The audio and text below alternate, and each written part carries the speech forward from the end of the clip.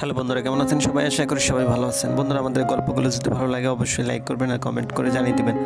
আজকের গল্প প্রেম প্রদীপ পর্ব 29। লেখিকা আরিশা নূর ছদ্মনাম। রোদেলা বারান্দায় থাকা ফুলের টবে পানি দিচ্ছিল। তখনই আবেগ বারান্দায় ঢুকে বলে, এই সময় পানি দিচ্ছ? সূর্য তো ঢলে পড়ে গেছে, এখন গাছে পানি দিলে তো গাছেরা সালোক সংশ্লেষণ করে খাবার রান্না করতে পারবে না। আবেগের আজগুবি কথায় রোদেলা খানিকটা হাসলো, তারপর বলল, গাছগুলো মরে যাচ্ছিল পানির অভাবে, তাই অবেলায় পানি দিচ্ছি। আমার খেয়াল ছিল না, জন্য সকালে দিতে পারিনি।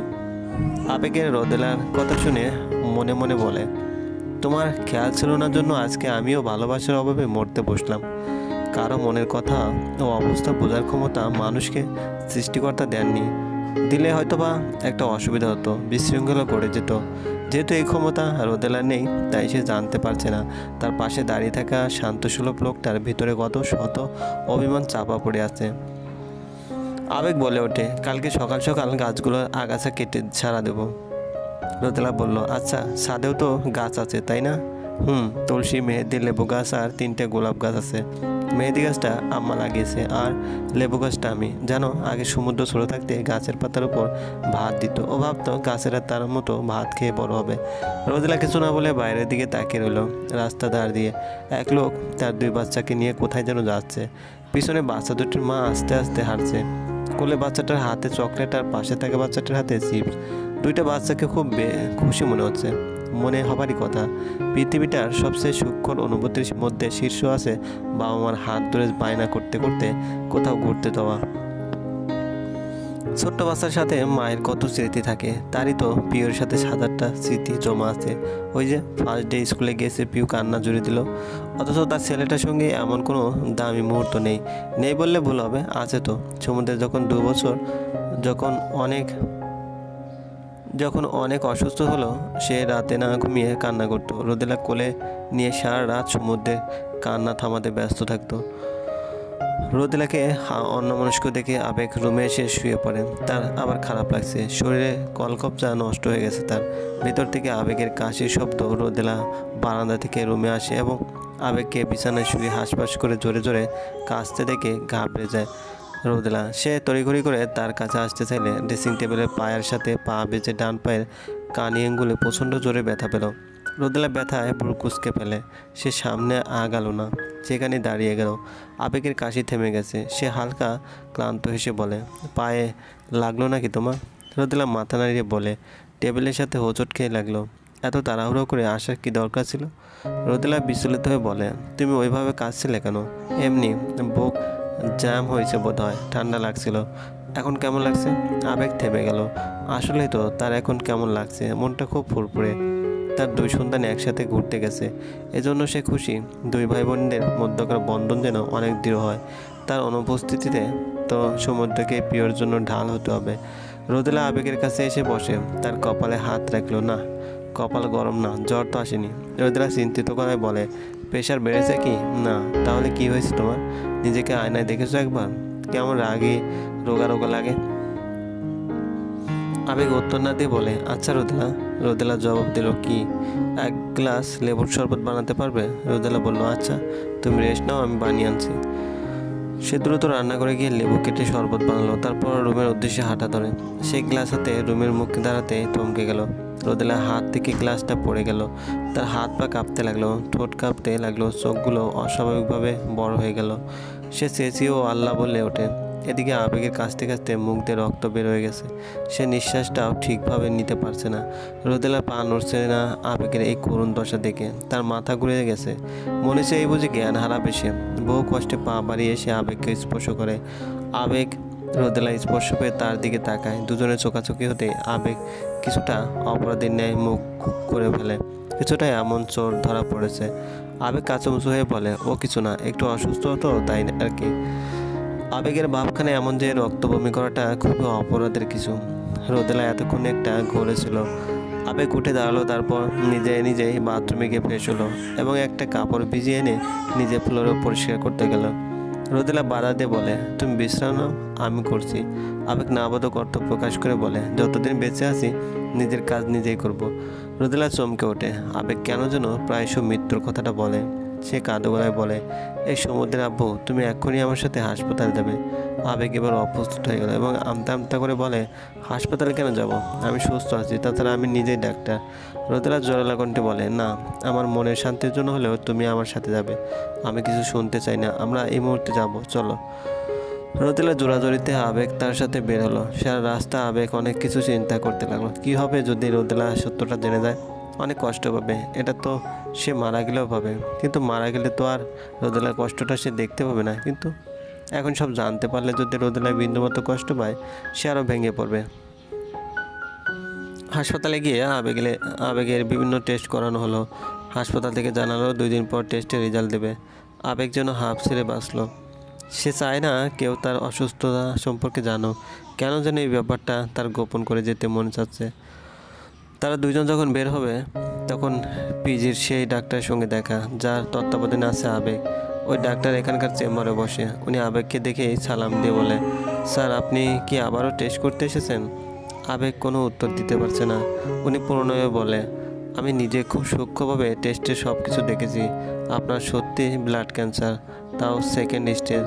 রোদেলা ডাক্তারটার কথা শুনে নির্বাক হয়ে যায়। কয়েক মুহূর্তের জন্য তার চারপাশে ঘুরতে লাগে। সে কিছুই বুঝে পাচ্ছে না, তবে এতটুকু বুঝে গেছে সে আবেগ সুস্থ নেই। তার চোখ বেয়ে পানি পড়তে লাগে। আবেগ নিষ্পাপ চোখে রোদেলার দিকে তাকালো। তাকে কাঁদতে দেখে আবেগের কী যেন হয়ে গেল। সে রোদেলার হাত চেপে শব্দ করে কেঁদে দেয়। আবেগের কান্না দেখে রোদেলার কান্নার বেগ বেড়ে হাওমাও করে কান্নায় পরিণত হয়। আচ্ছা, তাদের জীবনটা এত ছন্নহীন কেন? এতটা বেতাল কেন? কেন সুতো ছেড়ে দেওয়া ঘড়ির মতন? কেন তারা নিয়তির দাস? কেন এতটা অসহায়? আচ্ছা, সুখমাকে কি তাদের বাসার রাস্তা চেনে না? প্রিয়কে নিয়ে রঙ্গন পুলিশ স্টেশন থেকে বের হলো। প্রিয়র ফোন চিন্তায় হয়েছে, যেহেতু আইফোন তাই খুঁজে পাওয়ার চান্স আছে। অ্যাপেলের সিকিউরিটি সিস্টেম অনেক স্ট্রং, তাই ট্রেস করে খুঁজে পাওয়া যাবে। ধানমন্ডির এক বস্তিতে যাবে তারা। তার সন্দেহে কালুই এই ফোন চুরি করেছে। এই এলাকায় কালোর মতো এক্সপার্ট চোর কমই আছে। কালোর আবার হাত বেশ লম্বা। জেলে ঢুকালে 2 দিনের মধ্যে ছাড়া পায়। রঙ্গন নিজের চুল আর পরনের শার্টটা ঠিক করে নিয়ে সামনে আগালো। পিউকে নিয়ে জিপে ওঠে।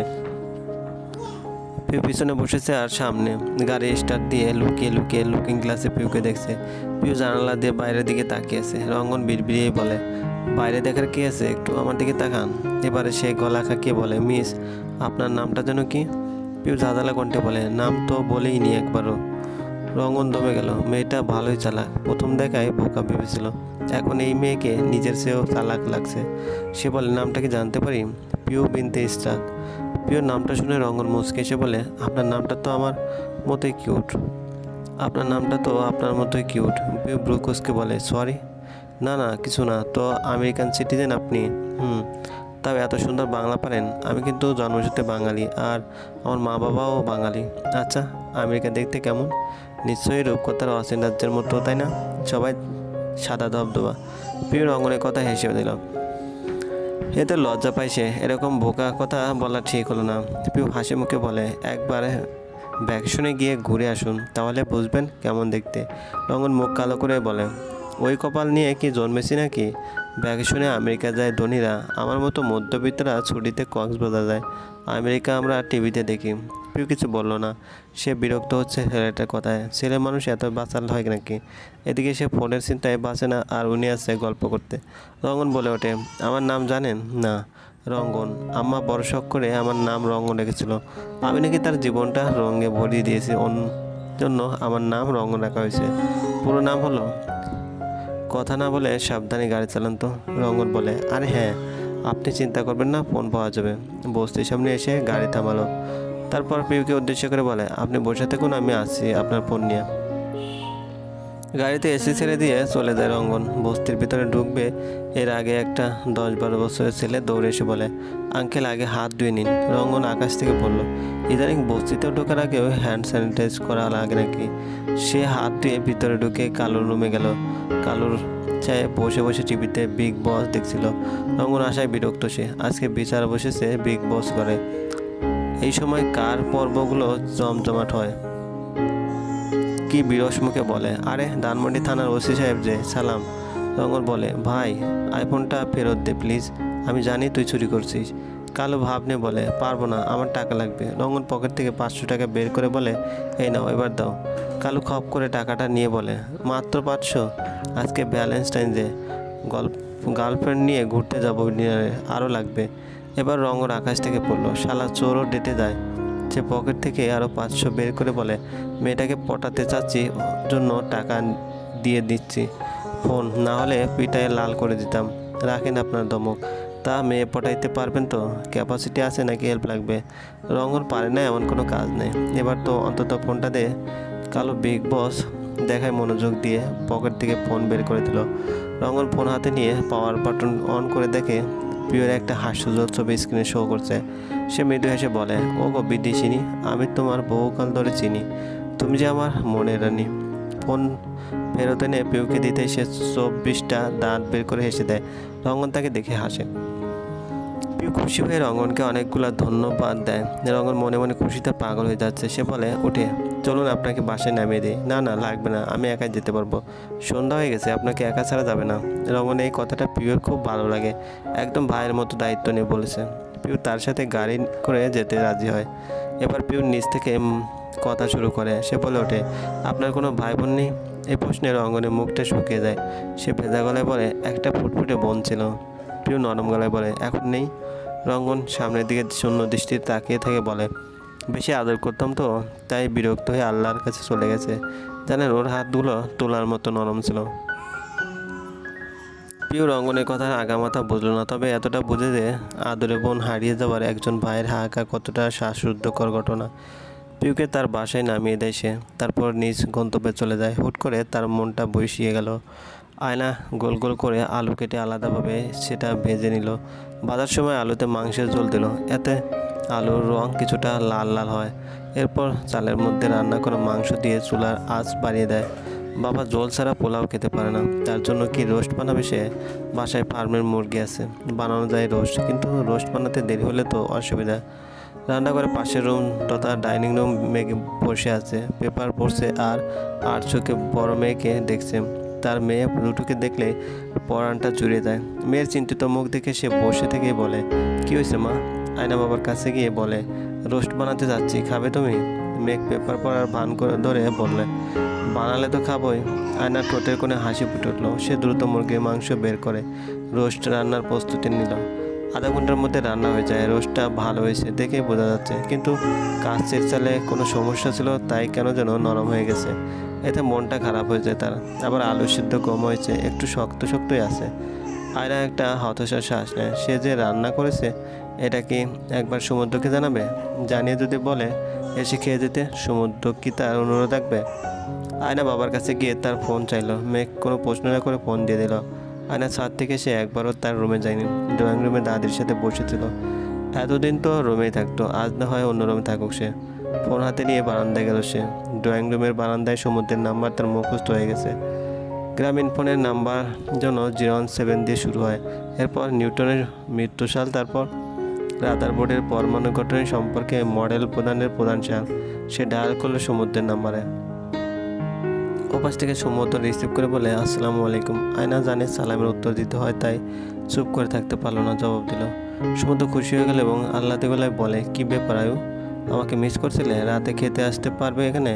সমুদ্র ভেবেচিন্তে বলে, না গো, সম্ভব না। কেন, রান্না করেছো নাকি? আরেকদিন শুধু আমার জন্য রান্না করিও, তখন খাবো। আচ্ছা, আর কিছু না? এটা কার নাম্বার? আব্বুর। আচ্ছা রাখি তাহলে, আল্লাহ হাফেজ, একটু ব্যস্ত আছি, পরে কথা হবে। আয়নার বলতে ইচ্ছে করছিল, আর একটু কথা বলে কি খুব ক্ষতি হবে, কিন্তু কথাটা বলা হলো না। সে তার রুমে গিয়ে লাইট অন করতে হতভম্ব।